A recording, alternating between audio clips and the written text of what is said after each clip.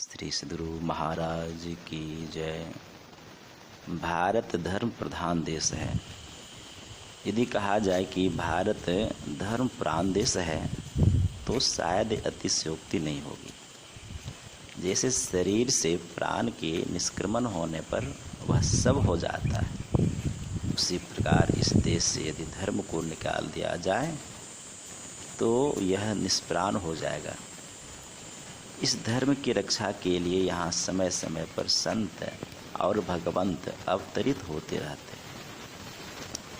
यदा यदा ही धर्मस्य ग्लानिर्भवति भारत अभ्युत्थानं धर्मस्य तदात्मानं सृजाम्यहम्। जिस प्रकार समय समय पर सरोवर में सरसी समुत्पन्न होकर स्वसौरभ से संसार को सुरभित करता है, उसी प्रकार समय समय पर संत जन इस संसार में अवतीर्ण होकर अपने अनुभव ज्ञानालोक से जगत को आलोकित करते रहते हैं। उन्हीं संतों की परंपरा में रवि कुल कमल दिवाकर मर्यादा पुरुषोत्तम भगवान श्री राम के अनन्य भक्त कवि कुल कुमुद प्रभाकर संत गोस्वामी तुलसीदास जी महाराज हुए। उनकी कृति रामचरितमानस से कौन अनभिज्ञ है। फिर भी कतिपय सज्जन आपेक्ष करते हैं कि गोस्वामी जी ने नारी जाति को हीन दृष्टि से देखा है। बात हाल की नहीं, गत पूरे 3 साल की है। मैं all India institute of medical science Delhi के प्राइवेट वार्ड में अपनी चिकित्सा हेतु ठहरा था। प्रतिदिन अपराह्न काल हुआ करता था। नर नारियों की उपस्थिति से कमरा खचाखच भर जाता था। उसी क्रम में वहाँ की एक विदुषी जो विदेश की विशेष शिक्षा प्राप्त कर उसी अस्पताल के किसी अच्छे पद पर प्रतिष्ठित थी, मेरे पास आई। अपनी लिखी हुई एक अंग्रेजी पुस्तक मुझे भेंट करती हुई बोली, संत लोग नारी जाति को नेक नज़र से नहीं बल्कि हेय दृष्टि से देखते हैं, क्यों? मैंने कहा, ऐसी बात नहीं है। हमारे धर्मशास्त्र में तो महिलाओं को बहुत ऊंचा स्थान दिया गया है। कहीं कहीं तो देव के पूर्व देवी जी का ही नाम आता है, यथा सीताराम, राधे श्याम, गौरी शंकर आदि। और भी देखिए, कुंती, द्रौपदी, तारा, मंदोदरी और अहल्या की अद्यावधि कन्या की संज्ञा रही है। महाराज धृतराष्ट्र की पत्नी रानी गंधारी बड़ी तपस्विनी थी, जिनके शाप को स्वयं भगवान श्री कृष्ण ने सहर्ष स्वीकार किया है। मैत्रेयी, सीता, सुमित्रा, मदालसा, सावित्री, सुलभा, विदुला, गार्गी आदि अनेक आदर्श नारियां हुई हैं, जिनको लोग आज भी आदर की दृष्टि से देखते हैं। कौशल्या जैसी माता नहीं होती तो मर्यादा पुरुषोत्तम भगवान श्री राम का अवतार कैसे होता। जगत के जितने भी देशों में जितने संत व महापुरुष हुए हैं, सबकी जन्मदात्री तो नारियां ही हैं। परम भक्तिन मीराबाई, गुरु भक्तिन सहजोबाई आदि भी तो नारियां ही हैं। वास्तव में ऐसी नारियों की बलिहारी है। सुमित्रा जी ने स्वपुत्र श्री लक्ष्मण जी से कहा था, पुत्रवती जुवती जग सोई, रघुपति भगत तासु सुत होई। इस स्थल पर हम किसी कवि की उक्ति की पुनरावृत्ति करना चाहेंगे। एक नहीं, 2 मात्राएं नर से बढ़कर नारी। विदुषी ने कहा, यह तो आपने अपनी विद्वता की आड़ में नारियों की विशेषता की बाढ़ ला दी। मैंने पूछा, तो यथार्थता की बात क्या आप यही कहें? उन्होंने कहा, देखिए, गोस्वामी तुलसीदास जी महाराज ने रामचरितमानस में लिखा है, अधम अति अधम अधम अति नारी,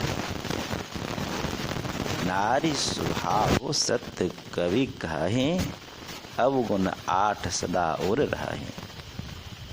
ढोल गवार सूत्र पशु नारी, ये सब ताड़न के अधिकारी। मैंने उत्तर दिया, किसी विषय की सही जानकारी के लिए उनके पूर्वापर प्रसंग पर विचार करना आवश्यक होता है। अब अपने भ्रम निवारणार्थ क्रम से तीनों के संदर्भ में सुनिए। पहली बात आपने कही, अधम अति अधम अधम अति नारी। इस पर विचार कीजिए। जिस नारी सबरी ने अपने लिए अधमाधम से भी अधम शब्द का प्रयोग किया है, क्या वे सचमुच में अधम थी? वास्तविक की बात तो यह है कि सद्गुण संपन्न जन में नम्रता स्वाभाविक होती है। जिस डाल में फल लगता है वह नीचे झुकती है, और जिस डाल में फल नहीं लगता वह ऊपर भागती है। इसी प्रकार वारी विहीन वारिद ऊंचे आकाश में चक्कर लगाता रहता है, लेकिन जल देने वाला जलद नीचे आकर ही बरसता है। रामचरितमानस में जितने पात्रों के नाम आए हैं, उनमें से किन्हीं का नाम आप बताने का कष्ट करें, जिनकी परम भक्ति ने सबरी जी से बढ़कर ऊंची गति हुई हो। मैं अत्यंत दृढ़ता और नम्रता पूर्वक कहना चाहूँगा कि जो गति सबरी जी की हुई वह और की तो बात ही क्या, महाराज दशरथ जी की भी नहीं हुई, जिनको मर्यादा पुरुषोत्तम भगवान श्री राम के पूज्य पिताश्री कहलाने का सौभाग्य प्राप्त हुआ। महाराज दशरथ जी को वह गति मिली जो जटायु और रावण को मिली थी, किंतु सबरी जी को वह गति मिली जहाँ से कोई लौटता नहीं। तात्पर्य है कि दशरथ जी, जटायु और रावण को वैकुंठ धाम की प्राप्ति हुई और सबरी जी को मोक्ष धाम की। अतएव सबरी जी ने अपने लिए जिस अधम शब्द का प्रयोग किया है वह उनकी वास्तविक अधमता का नहीं बल्कि उनकी विशेष शालीनता का प्रतीक है। दूसरी बात तो आपने कही, नारी स्वभाव सत्य कवि कहे, अवगुण 8 सदा और रहे। यह उक्ति संत शिरोमणि तुलसीदास जी की नहीं, न त्रिपुरारी शंकर जी और न असुरारी श्री राम जी की है, बल्कि यह तो सुरारी रावण की है।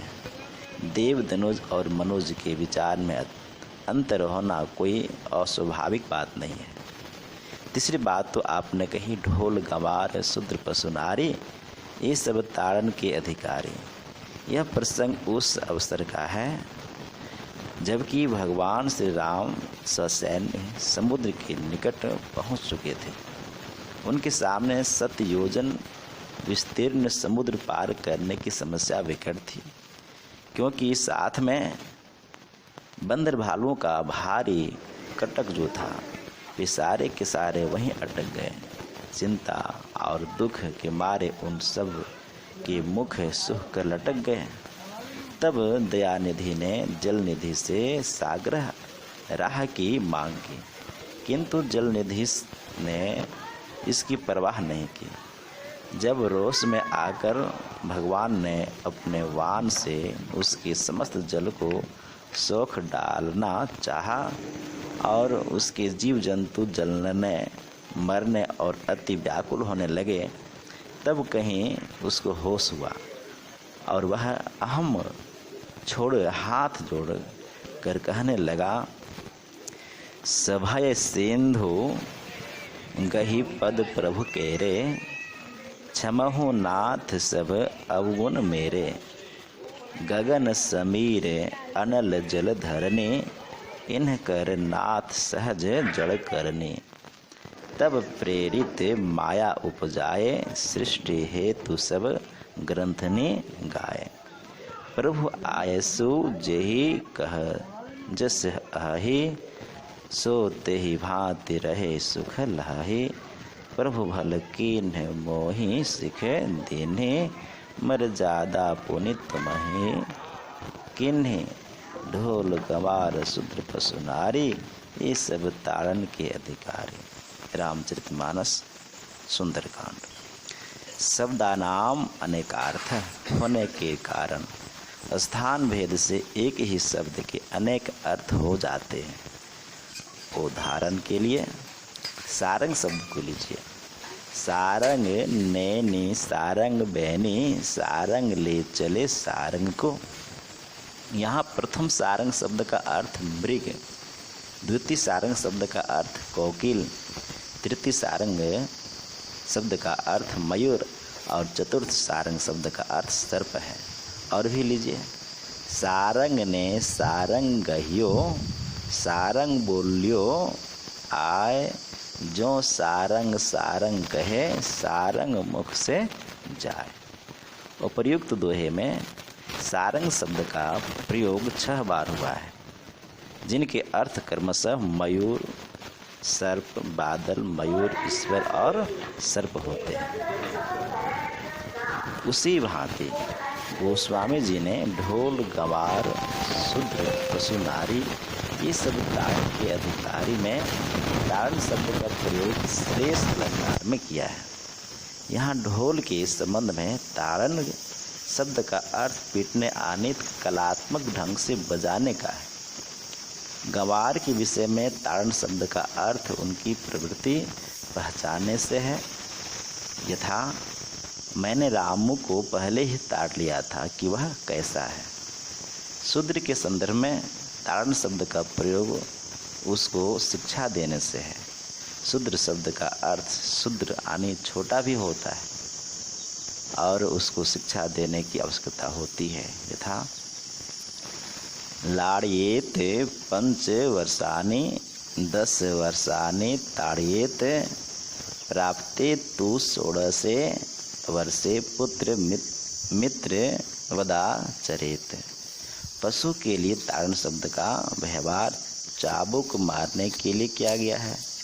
नारी के लिए ताड़न शब्द एक विशिष्ट अर्थ रखता है, जो वात्स्यायन के काम सूत्र के अनुसार प्रहसन के लिए प्रयुक्त है।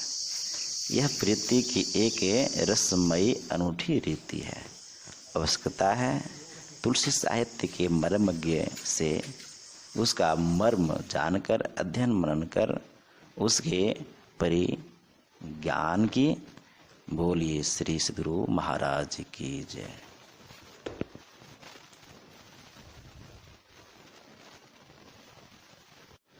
श्री सद्गुरु महाराज की जय। भारत धर्म प्रधान देश है। यदि कहा जाए कि भारत धर्म प्रधान देश है तो शायद